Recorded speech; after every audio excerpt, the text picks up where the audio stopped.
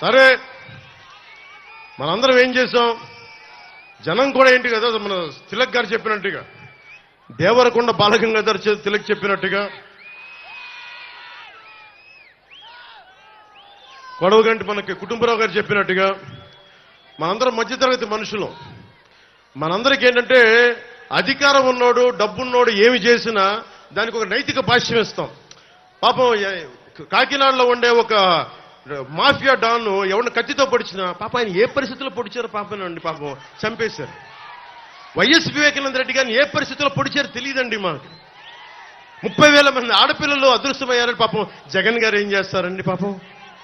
ఇది సగటు మధ్య తరగతి మనం చేసే తప్పు. ఇది మన హక్కులను మనం తెలుసుకోవట్లేదు.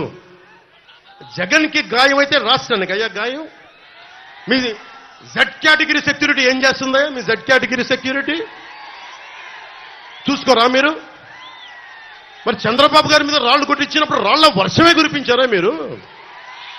అప్పుడు ఏమైపోయినాయి? అప్పుడు రాష్ట్రానికి గాయం జరగలేదా?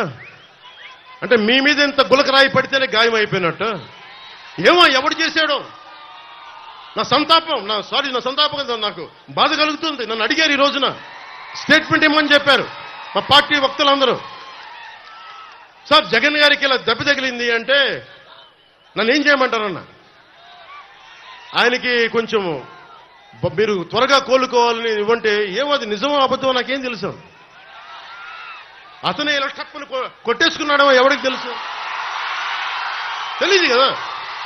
ఎందుకంటే కరెంటు పోయింది, దండలు ఉన్నాయంట, ఆ దండల్లో వాళ్ళే రాయిపెట్టి కొట్టుకున్నాడేమో, లేదు నిజంగా పోని ఒకసారి నాన్నా పులి కథలాగా ఒకసారి చెప్తే బాగుంటుంది. ప్రతిసారి ఎలక్షన్ రాగానే జరిగితే నిజంగా పులి వచ్చిన నాన్నా పులి కథలాగా అది అబద్ధం అనుకుంటాం.